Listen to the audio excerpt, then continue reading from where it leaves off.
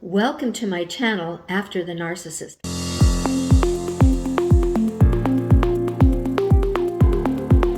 My name is Corey Sullivan. I am the founder of this Restored Heart Ministries. I know how you feel because I've been where you are. This is a channel to help you find healing, clarity, and learning how to rebuild your life after leaving a narcissistic relationship or marriage. So join me now for this series called Rebuilding After the Narcissist.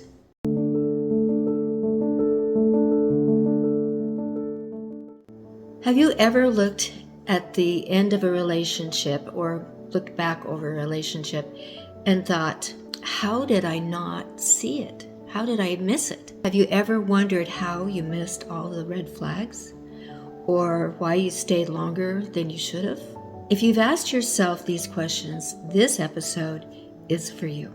Because what I've discovered after leaving wasn't just about him, it was truly about me.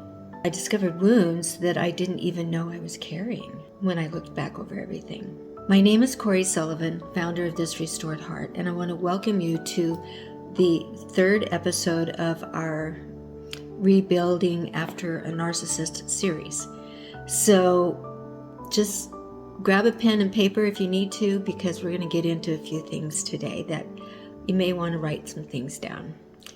You know, in the last episode, we talked about the narcissistic abuse and what it does to your mind and your nervous system and really just your whole world, right? Today, we're going to go deeper into some patterns that probably feel familiar, and even though they really and truly are unhealthy. You know, after awakening, a new question always shows up. When we have an awakening within ourselves, there's always new questions that come up. So you may be asking yourself, why did I tolerate this? And that question can feel really heavy. And it may sound like, how did I miss it?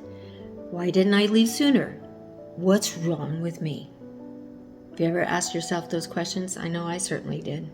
Then you say, well, that question isn't a place of shame, because it really and truly is a doorway into understanding. It's not to make you feel guilty. It's not to make you feel shameful or any of the other things. It's really and truly a doorway into understanding. And that's the first thing I want you to know and believe. You know, after my divorce, I began going deeper into healing work because I really saw some things within myself that were not lining up with who I really felt that I was and how I wanted to be living my life. So I realized something that I had never fully connected before. I had experienced narcissistic behavior much earlier in my life, in a time in my life where I was very impressionable. My dad's second wife was a textbook narcissist. I was only 17 years old and I didn't know any better. I didn't have language for it, and I certainly didn't understand what I was experiencing, because I had thought, you know, this was going to be my chance to have somebody in my life to be my mentor, my mom, but that's not how it turned out. What I did learn was how to adapt. And when it doesn't make sense, but we can't change the situation, that's what we do. We learn to adapt. Whether it's healthy or not, that's what we do. When you grow up around emotional unpredictability and criticism and control and condemnation, conditional approval, everything is based upon, I will love you if you do these things. You begin to form beliefs that are unhealthy and definitely not lining up with how Father God sees you or feels about you or anything for that matter. So the beliefs that you begin to form are, I need to be careful. I need to keep the peace, whatever it takes. I need to earn love, right? If I do these things, then I will receive love. And that is not how God designed love to be. I shouldn't trust my feelings. My feelings are always getting me in trouble. I need to not pay attention to my feelings or that little pit in your stomach, right? And you know what? They're not conscious decisions.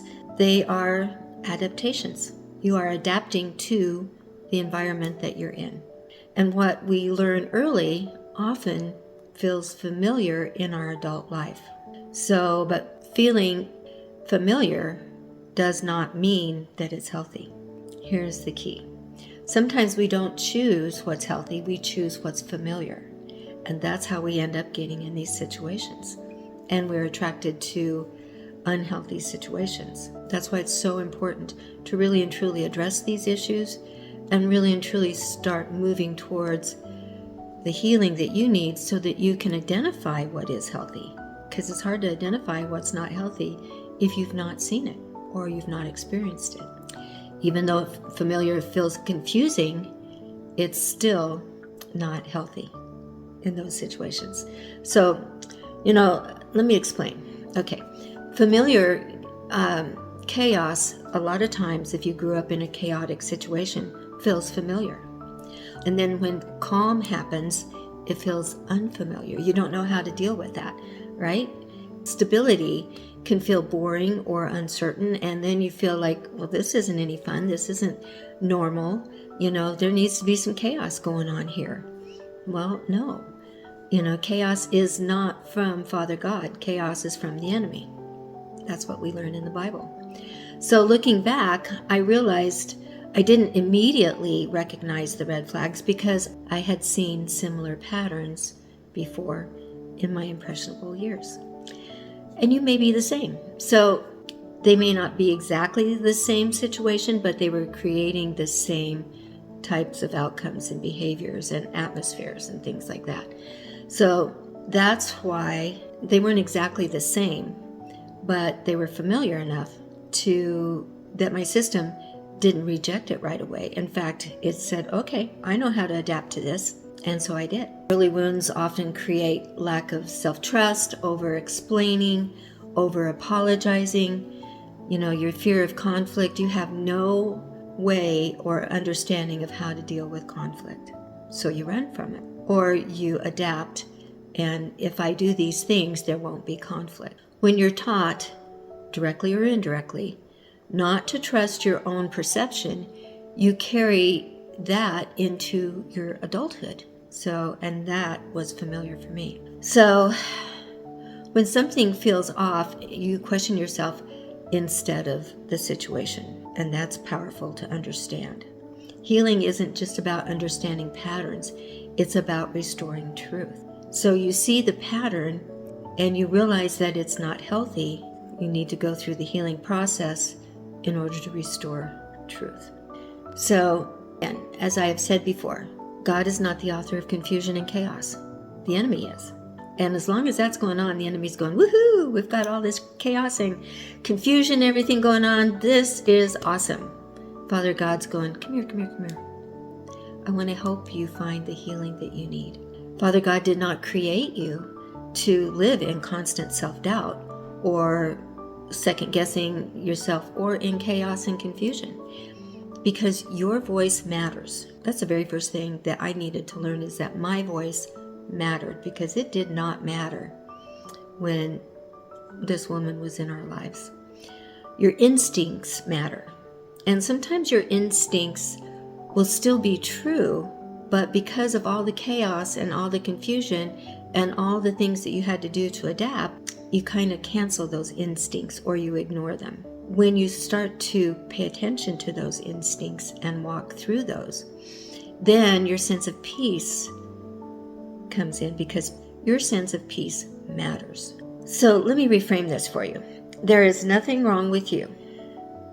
First and foremost, please understand that. Nothing wrong with you. There are patterns that need healing so that they can change. And once you understand the pattern, you can begin to change it. You can start experiencing and understanding what healing is really and truly all about, and how you can move forward into healthy relationships. So if you're starting to connect some of the dots right now, take a moment to write down what feels familiar. Whether good, bad, or indifferent, what feels familiar to you? This is where awareness begins. This is where the healing begins in that awareness. In the next episode of Rebuilding After the Narcissist, we're going to talk about what comes next, how to begin rebuilding your internal compass, and how to start trusting yourself again. And we're also going to start to understand what healing actually looks like in real life. You know, Romans 12:2 in the Bible says, transform your mind to discern God's will and renew your identity. So I want to thank you for being here and for having the courage to look deeper, because it does take a lot of courage to do this. This is not easy. This is not simple. It's not for the faint of heart. I can tell you that for sure. And if this resonated with you, subscribe so you don't miss what's coming next. And if you haven't downloaded the little guide that I had in the first session, click the link below and download it now, because it will help you through this process, this awareness process, so that you can walk into that healing. So, and again, if you download and subscribe, you're not going to miss any of these, and you're going to know about our community calls when we have them. So please understand, clarity is the beginning of freedom, and freedom is where rebuilding begins. I'll see you in the next conversation. Bye for now.